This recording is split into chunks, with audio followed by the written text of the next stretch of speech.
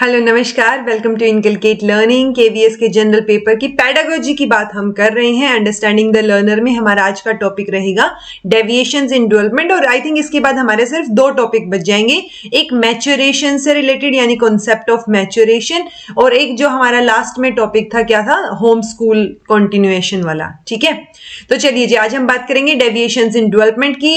This is presented by मी रवीना। अगर आपको videos informative लग रही हैं तो लाइक शेयर सब्सक्राइब कर दीजिएगा। इनकलकेट लर्निंग को बिल्कुल फ्री है सब्सक्राइब करना, तो जल्दी जल्दी सब्सक्राइब कीजिए, फिर पेडागोजी पूरी करवाऊंगी मैं पक्का नहीं करेंगे तो भी करवाऊंगी, डोंट वरी। जिन्होंने कर रखा है उनके लिए तो करवाना है ना।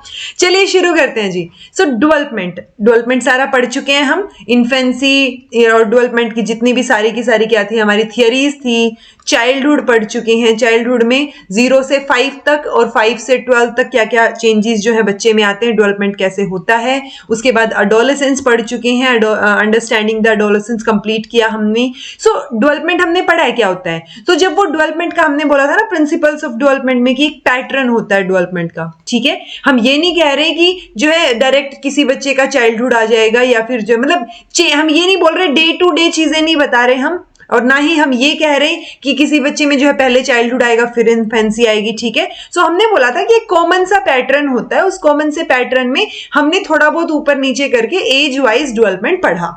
अगर वो जो पैटर्न है वो फॉलो नहीं हो रहा है, मतलब कोई बच्चा आउट परफॉर्म कर रहा है, बहुत ज्यादा अच्छा कर रहा है, या फिर कोई बच्चा थोड़ा सा लो कर रहा है परफॉर्म, ठीक है, यानी कि अंडर परफॉर्म कर रहा है, सो वो दोनों ही केसेस में क्या हो रहा है, जो हमारे डेवलपमेंट की लाइन थी, मान लो ये हमारा पैटर्न था, अब इस पैटर्न से चाहे कोई बच्चा अच्छा परफॉर्म करे चाहे कोई बच्चा कम परफॉर्म करे, दोनों ही क्या हो जाएंगे हमारे डेविएशन, यानी कि डेवलपमेंट में जो है वो चेंजें डेविएट हो गए, जैसा डेवलपमेंट होना था वैसा नहीं हो रहा है।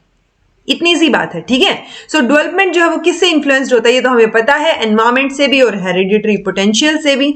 और जो अगर अनफेवरेबल एनवायरमेंटल कंडीशंस बच्चे को मिली तो वो जो है एक प्रेडिक्टेबल पैटर्न जो है वो चेंज कर सकती है, अल्टर कर सकती है उस पैटर्न को। अब वो पैटर्न कैसे चेंज होगा, मतलब वो टेम्परली चेंज हो रहा है या परमानेंटली चेंज हो रहा है, तो दोनों तरीके से हो सकता है। अगर वो पैटर्न बहुत लंबे टाइम तक प्रोलॉन्ग्ड अगर चीजें हैं तो वो परमानेंटली भी चेंज हो सकती हैं चीजें। अगर थोड़े टाइम के लिए कोई चेंज है, डिले है थोड़ा सा, तो वो कोई बात नहीं, चलो टेम्परेरीली होगा। सो ओवरऑल ये बात क्या है, ये डेविएशन की या डेविएंट डेवलपमेंट या डेविएशन इन डेवलपमेंट की बात हो रही है कि डेवलपमेंट का जो पैटर्न होना चाहिए था वो नहीं हो रहा है, उसमें से चीजें ऊपर नीचे हो रही हैं। ठीक है, अब वो ऊपर नीचे को ही हम क्या बोल रहे हैं, डेविएट बोल रहे हैं, मतलब अपने पाथ से चीजें मुड़ गई हैं, डेविएट हो गई हैं। ठीक है, सो वो डेविएशन हो जाएगा।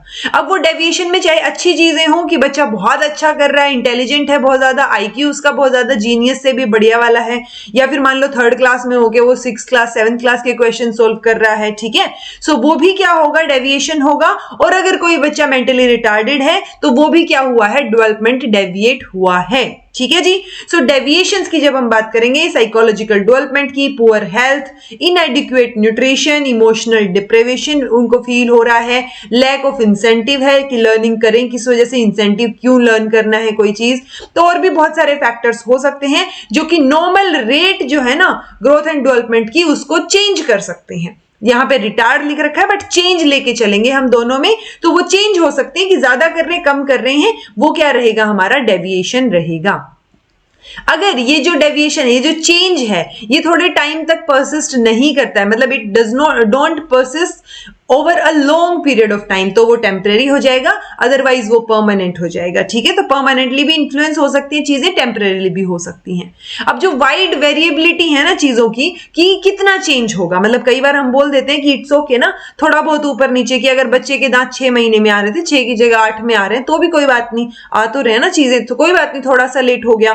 ठीक है, बट पॉइंट ये है कि इन्हीं रीजंस की वजह से हमने यही तो पढ़ा डेवलपमेंट में कि थोड़ा बहुत ऊपर नीचे चलेगा, तो अगर वो थोड़ा बहुत ऊपर नीचे चलेगा तो हम ये एग्जैक्टली ये नहीं बोल सकते कि ये डेवलपमेंट है और इसके इधर आते ही, मतलब कि अगर डेवलपमेंट हो रहा है तो डेवलपमेंट क्वोशिएंट 90 होना चाहिए, 90 से अगर जो है 89 भी हो गया तो वो अब नॉर्मल है, और 91 हो गया या 90 है तो वो क्या हो गया, नॉर्मल है। सो ऐसी कोई ट्रांजिशन तो नहीं है, तो ऐसी कोई स्ट्रिक्ट लाइन बीच में नहीं है। सो नॉर्मल और अब नॉर्मल के बीच में डिफरेंस जो है क्रिएट करना या बताना कि क्या डिफरेंस है, कि ये नॉर्मल है या अब नॉर्मल है, सो वो क्या है जी, अपने आप में थोड़ा सा डिफिकल्ट काम जो है वो हो जाता है। ठीक है, तो कुछ एक फैक्टर्स हैं जैसे कुछ एक फैक्टर जो कि लेवल ऑफ इंटेलिजेंस को इफेक्ट करेंगे, तो हो सकता है वो परमानेंटली इन्फ्लुएंस कर रही हो। जैसे ऐसा बोला जाता है कि ब्राइट चिल्ड्रन जो हैं वो 10 महीने में ही चलना शुरू कर देते हैं, वो स्टार्ट कर देते हैं। एवरेज चिल्ड्रन 1 साल में चलना शुरू करते हैं, 12 महीने। डल स्टूडेंट जो 14 महीने में चलना शुरू करे वो डल स्टूडेंट्स हैं, डल चिल्ड्रन लगा लीजिए। और मेंटली रिटार्डेड होंगे अगर वो 20 महीने में चलना शुरू करते हैं, ठीक है। सो वो जब चीजें चेंज होती है तो हो सकता है वो किसी पॉइंट पे परमानेंट इन्फ्लुएंस हो, बट पॉइंट ये है कि हम जल्दी से इनका पता नहीं लगा सकते कि चीजें डिले हो रही हैं। अगर मान लो डेवलपमेंट लेट हो रहा है तो वो क्या हो गया, डेवलपमेंट डिले हो गया ना। तो ये टर्म भी ध्यान रखनी है आपको कि डेवलपमेंट डिले किसको बोलते हैं, कि डेवलपमेंट का जो प्रोसीजर है, पैटर्न है, उससे थोड़ी सी चीजें डिले हो रही हैं, बाद में चीजें हो रही हैं, ठीक है। सो वो डिले हो जाएंगी। सो पॉइंट ये है कि हम अर्ली स्टेज में इसका पता नहीं लगा सकते कि ये डेवलपमेंट डिले है, थोड़ा सा डिले हो रहा है, या फिर कोई ना कोई दिक्कत है बच्चे में, ठीक है, या कंप्लीट डेविएशन हमें देखने को मिलेगा। अब एग्जाम्पल के तौर पे आप ले लीजिए कई पिट्यूटरी ड्वार्फिज्म और पिट्यूटरी गिगेंटिज्म, ठीक है। तो अब ये प्रोनाउंस आप कैसे भी कर लीजिए, बहुत सारे लोग इसको अलग अलग तरीके से प्रोनाउंस करते हैं, ठीक है। सो पिट्यूटरी ड्वार्फिज्म मतलब क्या है कि एक रेयर कंडीशन है ये जहां पे पिट्यूटरी ग्रोथ हार्मोन जो है उसकी डेफिशिएंसी हो जाती है, जिसकी वजह से हाइट जो है वो बहुत ज्यादा बढ़ नहीं पाती, ठीक है। सो पर्सन की हाइट जो है अगर वो नॉर्मल से कम हो जाए, तो हम डिफाइन कैसे करते हैं इसको कि अगर अडल्ट की हाइट 4 फीट 10 इंच से कम है तो वो पिट्यूटरी ड्वार्फिज्म बोला जाता है। अगर पिट्यूटरी गिगेंटिज्म है तो उसमें क्या है कि हाइट ज्यादा बढ़ रही है नॉर्मल से मच टॉलर है कोई इंसान, ठीक है। सो ये वर्ड याद रखिएगा, अगर हो सकता है पूछ लिया जाए तो हाँ, ये वर्ड डेविएशन का ही एक जो है नतीजा होते हैं कि आपका जो डेवलपमेंट है वो डेविएट हो गया है, चीजें ऊपर नीचे हो गई हैं, ठीक है जी। यूजुअली इसको हम पता दिख जाता है, हमें आइडिया हो जाता है कि चाइल्डहुड में ही कि बच्चा जो है कहीं बहुत ज्यादा बड़ा तो नहीं हो जाएगा, बहुत छोटा तो नहीं रह जाएगा।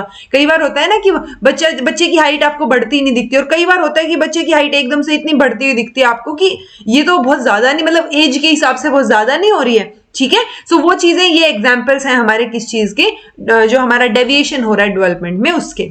अब ऐसा तो नहीं हो सकता कि बच्चे जो हैं वो सारे के सारे फील्ड्स में कॉमन हो, मतलब सारे फील्ड्स में आप नॉर्मल चल रहे हैं, किसी में अच्छे हो सकते हैं, किसी में कम अच्छे हो सकते हैं। अब जरूरी नहीं है ना कि हर किसी का मैथ, साइंस, इंग्लिश सब चीजें बढ़िया हो, किसी का मैथ ज्यादा अच्छा हो सकता है, किसी का मैथ और कम हो सकता है, इंग्लिश अच्छी हो सकती है, ठीक है। सो पॉइंट क्या है एग्जाम्पल समझाने का कि चिल्ड्रन जो है उनमें सारी चीजें वो सभी फील्ड में एवरेज हो, all fields, in all fields वो एवरेज हो, ऐसी चीजें हमें कॉमनली देखने को नहीं मिलती, ठीक है। कुछ एक ऐसे होंगे जो स्लो स्टार्टर्स होंगे बच्चे जो पर्टिकुलर फील्ड में, और फिर वो कुछ टाइम बाद सही हो जाएंगे, कैच कर लेंगे। कई बार बोलते हैं ना कि बचपन में तो ये बहुत स्लो था या स्लो थी, अब सही चल रहा है, ठीक है। तो कुछ एक स्लो स्टार्टर्स होंगे, कुछ एक शुरू अच्छा करेंगे बट बाद में जाके टेम्परेरी उनका डेवलपमेंट जो है, चाहे इलनेस की वजह से हो या कोई और फैक्टर हो, आसपास के न्यूट्रिशन कोई फैक्टर हो कि न्यूट्रिशन कम मिल रहा है, ठीक है, तो वो सारी चीजों की वजह से टेम्परेरी डाउन भी हो सकते हैं।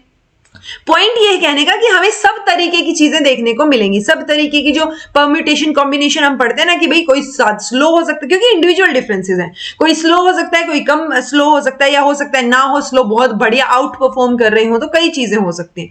कुछ एक मेंटली रिटार्डेड चिल्ड्रन होंगे जो कि अनएक्सपेक्टेड इंप्रूवमेंट दिखाएं या अनएक्सपेक्टेडली डाउन चले जाएं, ठीक है, तो अलग चीजें होंगी। कोई सुपीरियर चिल्ड्रन भी हो सकते हैं जिनका जो रिस्पॉन्स है वो वेरिड और कॉम्प्लेक्स है, बहुत कॉम्प्लेक्स है कंपैरेटिवली जो उनकी एज है उस हिसाब से, ठीक है। कुछ एक ऐसे होंगे जो बॉर्डर लाइन पे होंगे, जो कि बाद में जाके अबनॉर्मल भी हो सकते हैं और नॉर्मल भी बिहेव कर सकते हैं। सो कई चीजें हैं, ये सारी की सारी वो कॉम्बिनेशंस हैं जो हो सकते हैं, ठीक है। सो ऐसा नहीं है कि चिल्ड्रन जो है वो सारे के सारे फील्ड्स में सेम रहेंगे, बिल्कुल एवरेज रहेंगे, ऐसा पॉसिबल नहीं है। अब इसके करेक्ट डायग्नोसिस के लिए हम क्या करते हैं, हम करेक्ट डायग्नोसिस के लिए स्क्रीनिंग टेस्ट करते हैं, ठीक है। तो ये बात ध्यान रखनी है आपको। ऑल्दो अर्ली डायग्नोसिस इतना जल्दी मतलब पता नहीं चलता, बट अगर आपको अब नॉर्मल कुछ चीजें लग रही हैं तो आप स्क्रीनिंग टेस्ट कर सकते हैं। अब जैसे मैंने बोला स्लो स्टार्टर्स, अब हमें पता है कि अगर आउट परफॉर्म कर रहे हैं तो बढ़िया है। स्लो स्टार्टर्स से हम क्या समझते हैं, उसकी कुछ एक कैरेक्टरिस्टिक देख लेते हैं। कुछ एक चिल्ड्रन है जो कि क्या करेंगे, लेट एक्वायर करते हैं कुछ एक स्किल को, जैसे बोलना लेट शुरू किया, चलना, या फिर स्फिंक्टर कंट्रोल, यानी जो मसल्स हैं जो जिन पे आप खुद कंट्रोल करेंगे, जैसे टॉयलेट ट्रेनिंग हो गया, ठीक है, पोटी ट्रेनिंग बोल देते हैं। सो वो क्या हो जाएगा, वो कंट्रोल नहीं कर पाते अगर स्लो स्टार्टर्स हैं तो, ठीक है, वो ज्यादा टाइम तक जो है वो कंट्रोल नहीं कर पाएंगे। सो ये क्या हो सकते हैं कि कुछ एक स्किल्स में तो हो सकता है कि लेट शुरू कर रहे हो, बट बाकी जगह पे क्या है, नॉर्मल है, ठीक है। आइसोलेटेड डिले अगर हम बात करें किसमें, मोटर डेवलपमेंट में, तो उसके भी रीजन कई हो सकते हैं, जैसे फैमिलियल या फिर एनवायरमेंटल जो फैक्टर्स हैं आसपास के, या कोई पर्सनालिटी ट्रेट हो गया, जैसे एप्रीहेंसिव मदर्स आएगा जी, ये apprehensive mothers are children of apprehensive mothers, ठीक है, आर लेट लर्नर्स। तो एप्रीहेंसिव मतलब जो एक्स्ट्रा ध्यान रखते हैं, हर चीज की नॉलेज उनको है, सो उनको हो सकता है ऐसा फील हो रहा हो, लग रहा हो कि भाई ये तो लेट शुरू कर रहा है, ठीक है। सो उनकी वजह वो पर्सनालिटी ट्रेट्स होंगे। एग्जाम्पल यहाँ पे दे रखा है, जैसे चिल्ड्रन विद हाइपोटोनिया मतलब मसल टोन कम है, डिक्रीज्ड है, और हाइपरटोनिया मतलब मसल टोन ज्यादा है, ठीक है, TONE आएगा ये। अब हाइपोटोनिया के एग्जांपल है जैसे डाउन सिंड्रोम, माल न्यूट्रिशन, हाइपोथायराइड, रिकेट्स। तो इन वजह से क्या हो रहा है, डिले हो रही है चीजें, बच्चा लेट चलना शुरू कर रहा है, ठीक है। या फिर ये तो यहाँ पे डिक्रीज्ड मसल टोन था, हाइपोटोनिया में इंक्रीज्ड मसल टोन होगा, एग्जांपल हो गया सेरिब्रल पैल्सी। सो पॉइंट क्या है कि बच्चा लेट चलना शुरू कर रहा है। कई बार क्या है, विजुअल इंपेयरमेंट या फिर न्यूरोमस्कुलर डिजीज जो है उनकी वजह से भी मोटर डेवलपमेंट लेट होता है थोड़ा सा, ठीक है। उसके अलावा जो मोस्टली नॉर्मल चिल्ड्रन होते हैं ना, बेबीज होते हैं, वो 8 से 10 हफ्ते में स्माइल करना शुरू करते हैं, जब वो 8 से 10 हफ्ते के हों। बट जो चिल्ड्रन जो है विजुअली हैंडीकेप हैं या उनका इंटरेक्शन पेरेंट्स से ज्यादा नहीं हो रहा, वो नहीं कर पाएंगे स्माइल, ठीक है, उनको नहीं पता होगा इतनी जल्दी। इंस्टीट्यूशनल केयर अगर उनकी जो है गड़बड़ हो रही है, या फिर मतलब उसकी वजह से कि अच्छे से केयर नहीं हो रही है, जो है फेशियल मसल एट्रोपी जो है उसकी वजह से वो लेट स्माइल शुरू कर सकते हैं, या हो सकता है स्माइल ना ही करें लाइफ टाइम, ठीक है। सो कई चीजें हो सकती हैं। सो ये यहाँ पे समझाने का मतलब क्या है इन एग्जांपल्स का, कि नॉर्मली जो बच्चा चलना शुरू करता है उससे अगर लेट शुरू कर रहा है तो कई रीजंस हो सकते हैं। अब हमें नहीं पता कि वो एनवायरमेंटल फैक्टर माल न्यूट्रिशन की वजह से कर रहा है या फिर उसको डाउन सिंड्रोम है। सो वो चीजें हमें अर्ली डायग्नोसिस से ही पता चलेंगी और हमें स्क्रीनिंग टेस्ट जो है वो करवाना पड़ेगा। जैसे यहाँ पे भी एग्जांपल लिया कि नॉर्मली बेबीज 8 से 10 हफ्ते में स्माइल कर रहे हैं, अगर आपका बेबी नहीं कर रहा तो मतलब देयर इज समथिंग रॉन्ग ना, तो वो चीज हमें पता होनी चाहिए। यही इसकी इंप्लीकेशंस होंगी कि जब हम डेविएशंस की बात करते हैं ना, कि डेविएशंस क्या है और उनकी इंप्लीकेशंस क्या है। सो डेविएशंस अगर हमें पता है, हमें अगर नॉर्मल डेवलपमेंट पता है तो हमें डेविएशन समझ आ जाएगा, और अगर वो चीज हमें समझ आ रही है तो हमें उसको जाके अर्ली डायग्नोस करवाना चाहिए, चेक करवाना चाहिए। वो सारी चीजें किस में हो जाएंगी, ऑटोमेटिकली इंप्लीकेशंस में हो जाएंगी, ठीक है। ये बात आप ध्यान रखिएगा। जैसे एक और एग्जांपल है, यूजुअली बच्चा जो है दिन में ड्राई बाय डे 2 साल में हो जाता है, और नाइट में क्या है 3 साल में। मतलब 2 साल तक का बच्चा जो है वो बाद में दिन में ऐसे जो है सुसु करके गंदी नहीं करेगा चीजें, वो बताने लग जाएगा कि सुसु आ रहा है, ओके।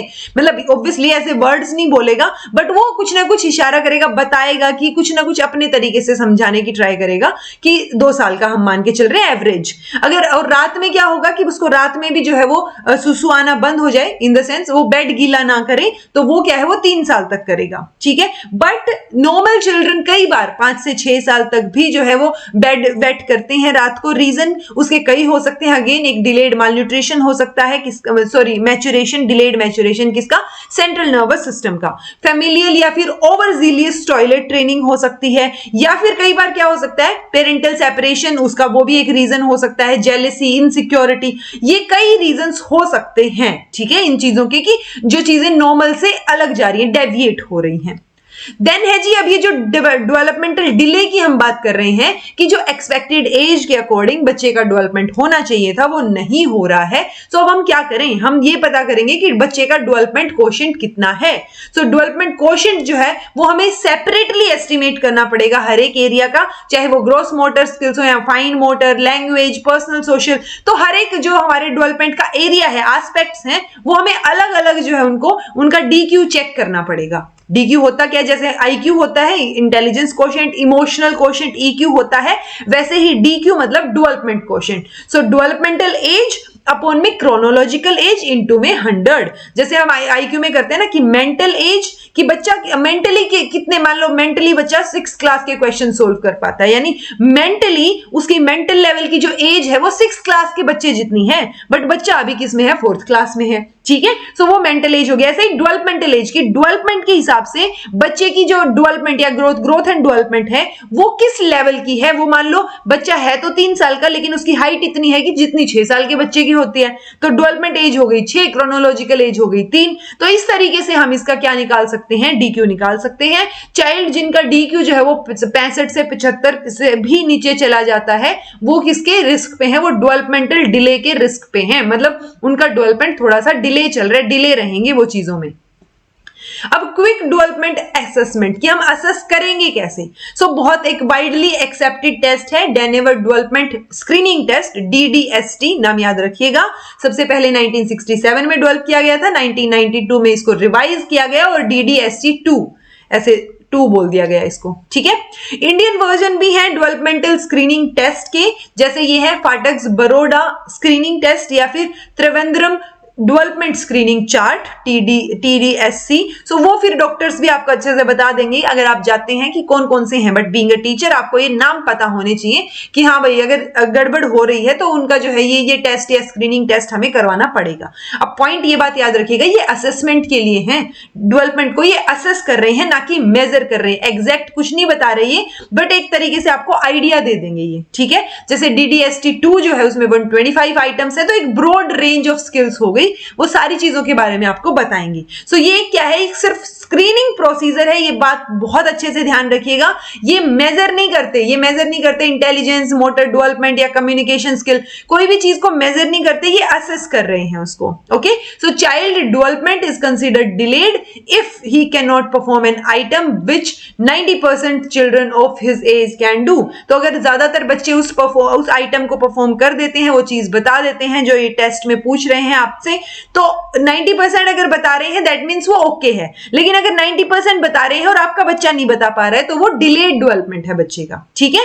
क्वेश्चंस जो है वो हमें ध्यान रखने चाहिए कि अगर बच्चे का चाइल्ड डिलेड है किसमें, 2 या 3 आइटम्स में, हम अलग अलग चीजों में एरिया में देख रहे हैं ना, अलग अलग चेक कर रहे हैं, वो क्या है, वो सस्पेक्ट मान लिया जाएगा। अगर वो 2-3 से ज्यादा आइटम्स में नहीं बता पा रहा है चीजें, तो वो सस्पेक्ट माना जाएगा डिलेड डेवलपमेंट का, डेवलपमेंट डिले का, ठीक है। चिल्ड्रन अगर उनका पता चल रहा है कि हाँ भाई ये नॉर्मल नहीं है, अबनॉर्मल है, तो वो सस्पेक्टेड तो हो गए, हमने देख लिया 2 या 3 में अगर वो परफॉर्म नहीं कर रहे हैं, डिले हो रहा है, तो वो क्या हो गए, सस्पेक्ट कर लिया हमने उसको अबनॉर्मल स्क्रीनिंग टेस्ट, मतलब स्क्रीनिंग टेस्ट पे हमने उनको अबनॉर्मल बोल दिया है। अब हम क्या करेंगे, अगर हमें लग रहा है कि वो इंटेलिजेंस टेस्ट पे परफॉर्म नहीं कर पा रहे हैं, तो हम ये तो इन्होंने असेस किया था, अब हम पर्टिकुलरली कहां जाएंगे, जो हमारी इंटेलिजेंस के मेजरमेंट की जो टेस्ट है, असेसमेंट की टेस्ट है ना, जहां पे जो अलग से टेस्ट है सिर्फ इंटेलिजेंस के लिए, ठीक है। जो हम क्या पढ़ते हैं, हम ये जो हमारा बैचलर इंटेलिजेंस स्केल है या बेली स्केल ऑफ इन्फेंट डेवलपमेंट है, वो फिर हम पर्टिकुलरली उस पे जाएंगे। स्क्रीनिंग टेस्ट किस लिए, आपको मोटे तौर पे आइडिया हो जाएगा कि आपको कौन से टेस्ट की जरूरत है, आप किस टेस्ट में जाएंगे, ठीक है। तो ये बात ध्यान रखनी है। अब नॉर्मल डेवलपमेंट के कॉजेज की, कारण की जब बात करेंगे तो मेजरली 2 ही होंगे, एक ऑर्गेनिक जिसको हम जेनेटिकल या प्रीनेटल बोल रहे हैं। प्रीनेटल मतलब जन्म से पहले, कि अगर बच्चा कोख में ही है उस टाइम पे क्या क्या गड़बड़ हो सकती है, अब नॉर्मल डेवलपमेंट वहां पे क्या रीजन हो सकता है, ठीक है, वो ऑर्गेनिक रहेंगे। एक एनवायरमेंटल हो जाएगा। ऑर्गेनिक में हम कई एग्जांपल पढ़ते हैं, जैसे मैटरनल फैक्टर्स हो सकते हैं, अगर मदर जो है उसको एक्सपोजर है अल्कोहल, ड्रग, रेडिएशन, इन सब से प्रेगनेंसी के दौरान, अगर उसको इन्फेक्शन हो जाता है किसी जो चीजें हैं रुबेला का या जो भी इन्फेक्शन यहाँ मेंशन हैं, तो वो इन्फेक्शन की वजह से भी आपकी डेवलपमेंट जो है बच्चे की वो अबनॉर्मल हो सकती है। फीटल फैक्टर्स हो सकते हैं कि जेनेटिकल कोई डिसऑर्डर आ रहा है, क्रोमोसोमल डिसऑर्डर आ रहा है, या जो उसका जो सेंट्रल नर्वस सिस्टम था वो डिले हो रहा है, कुछ ना कुछ उसमें कुछ फॉर्मेशन में ही कुछ गड़बड़ हो गई, ठीक है। वो सारी चीजें क्या है, फीटल फैक्टर में आएंगी। हाइपोथायरॉयडिज्म, यानी जो थायराइड वाला जो पोर्शन है जहां से थायराइड सिक्रीट होता है, तो हाइपोथायरॉयडिज्म क्या है, एक इंपॉर्टेंट प्रिवेंटेबल कॉज है किसका, मेंटल रिटार्डेशन का। देन नेटल फैक्टर्स, हाइपोक्सिक या जो नाम हम बोलेंगे इंसल्ट या जो भी, बर्थ इंजरीज, तो वो सारी चीज, मतलब पॉइंट ये है कि जो बर्थ से पहले हो रही हैं या फिर हेरिडिटी की वजह से हो रही हैं, या फिर जब बच्चे की बॉडी फॉर्मेशन हो रहा है उस टाइम पे कुछ मिस फॉर्म हो रहा है कुछ चीजें, ये वो डिफॉर्मिटीज या उन चीजों की वजह से जो है वो अबनॉर्मल डेवलपमेंट माना जाएगा। उसका रीजन क्या रहेगा, जेनेटिकल हो सकता है, ठीक है, ऑर्गेनिक हो सकता है, पोस्टनेटल कॉज हो सकते हैं, देन CNS डिसऑर्डर्स भी हो सकते हैं। तो कुछ ना कुछ डिसऑर्डर्स या किसी वजह से जो है वो चीजें हो सकती हैं। दूसरा रहेगा एनवायरमेंटल, मतलब बच्चा अच्छे से हेल्दी पैदा हुआ था बट बाद में इंटेलिजेंस में दिक्कतें शो कर रहा है, इनहेरिटेड नहीं है, मतलब पुअर इंटेलिजेंस ऑब्वियसली इनहेरिटेंस की वजह से भी हो सकती है, बट जो साइकोलॉजिकल डिप्राइव है बच्चा या फिर रेस्ट्रिक्ट हो रही है उसकी प्रैक्टिसेस या न्यूट्रिशन जो है उसको अच्छे से नहीं मिल रहा है, ठीक है, जो बच्चे गरीबी में रह रहे हैं, पॉवर्टी में रह रहे हैं, उनमें एनवायरमेंटल स्ट्रेस आने के ज्यादा चांसेस होते हैं। तो वो एनवायरमेंट की वजह से अगर कोई दिक्कत आ रही है, डेवलपमेंट डेविएट हो रहा है, तो वो एनवायरमेंटल कॉज हो गया उसका, अदरवाइज वो ऑर्गेनिक कॉज में चला जाएगा। अब मैंने बोला आपको कि जो भी चीज नॉर्मल डेवलपमेंट से डेविएट हो रही है तो उसमें लर्निंग डिसेबिलिटी भी आ जाती है एक हद तक। ये ध्यान रखना है कि लर्निंग डिसेबिलिटी एक डिसऑर्डर बिल्कुल नहीं है, ये हर एक किसी एज के इंसान को अफेक्ट कर सकती है। इसका कोई ऐसा नहीं है कि दवाई ले लो जाके, नो क्योर, ठीक है, हम इंप्रूव कर सकते हैं इसमें बट क्योर नहीं है परमानेंट वाला। 67% स्टूडेंट्स जो हैं जो कि लर्निंग डिसेबिलिटी वाले हैं वो ग्रेजुएट विद किसमें, graduate from high school with a regular diploma, तो वो ग्रेजुएट हो जाते हैं हाई स्कूल से। 20% जो है वो क्या करेंगे, हाई स्कूल के बाद ड्रॉप आउट कर देते हैं। जो 67 पास हुए हैं ना, 67 में से फिर जो 20% हुआ उन्होंने ड्रॉप आउट कर दिया। ओनली 10% स्टूडेंट जो है वो 4 साल का जो कॉलेज वाला डिप्लोमा होता है उसको 2 साल में, मतलब उसको 2 साल में छोड़ देते हैं, ठीक है, with in 2 years of living school. तो वो 2 साल के अंदर, मतलब जैसे ही उनका यहां से स्कूल पूरा हुआ, कुछ एक ने तो ड्रॉप कर लिया, अब कुछ एक ने ड्रॉप किया, यानी विद इन 2 years कोई एडमिशन ले मान लो, सो वो 10% स्टूडेंट है जो विद इन 2 year जो है 4 साल के कॉलेज में एडमिशन ले लिया। अब जिन्होंने एडमिशन लिया है, ठीक है, और जिन्होंने पूरी की है डिग्री, उनमें से क्या है सिर्फ 55% एम्प्लॉयड है, यानी कि वर्किंग एज जो है अडल्ट्स की, उसमें लर्निंग डिसेबिलिटी वाले सिर्फ 55% ही एम्प्लॉयड हो पाते हैं, ठीक है। ये कुछ एक डाटा था जो थोड़ा ध्यान रख लीजिएगा। लर्निंग डिसेबिलिटी की जब भी बात आएगी आपको ये जो टर्म्स दिख रही हैं इनका मतलब पता होना चाहिए, डायरेक्ट पूछ ली जाती हैं कई बार।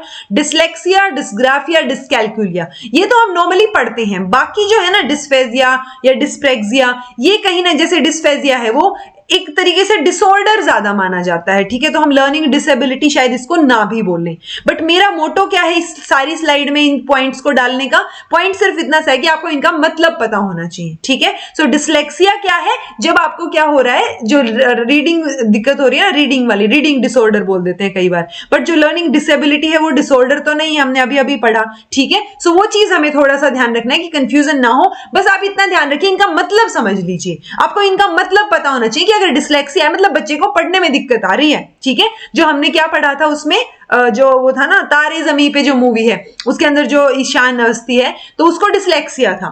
डिस्ग्राफिया की बात करेंगे तो राइटिंग में दिक्कत हो रही है उसको लिखने में, ठीक है। देन डिसकैल्कुलिया की बात करेंगे तो इसमें क्या हो रहा है, कैलकुलस मतलब मैथ्स के जो फैक्ट्स हैं, मैथ्स समझने में उसको दिक्कत हो रही है, ठीक है। देन डिस्फेजिया, ये एक इंपेयरमेंट होती है जिसमें क्या होता है, स्पीच में दिक्कत होती है, बोलने में, स्पीच याद रखिएगा। डिस्प्रेजिया की बात करेंगे तो इसमें किसमें डिफिकल्टी हो रही है, मोटर टास्क में। सो मोटर स्किल्स से रिलेटेड जो भी चीजों में दिक्कत आ रही है बच्चे को, वो डिस्प्रेजिया हो गया। डिस्थीमिया जो है वो स्ट्रेस या टेंशन या तनाव वाली जो स्थिति होती है ना, उससे रिलेटेड जो है आसपास आपको चीजें दिखेंगी कि गड़बड़ हो रही है, स्ट्रेस ज्यादा हो रहा है बच्चे को। डिस्मोर्फिया एक डिल्यूजन की स्थिति जो है यहाँ पे होगी, जैसे बच्चा कोक और पीकॉक दोनों को सेम ही समझेगा देख के कि ये तो सेम सेम ही है, ठीक है। सो वो डिल्यूजन रहेगा उसको कि अच्छे से उसको समझ ना आए कि कौन सी चीज क्या है, तो वो जो स्ट्रक्चर या शेप है ना उसमें कंफ्यूजन उसको क्रिएट दिखेगा रहेगा, ठीक है। सो इनका मतलब आपको पता होना चाहिए जी। लर्निंग डिसेबिलिटीज तो डिसऑर्डर नहीं होती, बट ये एक आधा डिसऑर्डर, जैसे डिस्फेजिया क्या है वो डिसऑर्डर है देखा जाए तो, इंपेयरमेंट हो रही है उसमें। सो पॉइंट सिर्फ इतना सा है कि आपको इनका मतलब पता होना चाहिए। सो आप इनके मतलब देख लीजिए, समझ आ गया हो तो बढ़िया है, नहीं समझ आया हो तो एक बार फिर पूछ लीजिएगा, मैं आपको कमेंट करके बता दूंगी, ठीक है। So this was all about today. ये हमारा आज का टॉपिक खत्म होता है, फिनिश। अगर आपको समझ नहीं आया है तो कमेंट करके पूछ लीजिएगा, समझ आ गया है तो प्लीज कमेंट करके बताइएगा। इनकलकेट लर्निंग को सब्सक्राइब कर दीजिएगा, बिल्कुल फ्री है सब्सक्राइब करना, ठीक है। और आप इनकलकेट लर्निंग में कंट्रीब्यूट करना चाहते हैं तो आप ज्वाइन के बटन पे क्लिक भी कर सकते हैं, ज्वाइन पे बटन पे क्लिक करके कंट्रीब्यूट कर सकते हैं। This was all about today. Thank you so much for watching. Be happy, keep smiling, be consistent in your studies और रोज थोड़ा थोड़ा जरूर पढ़ते रहिए। Thank you.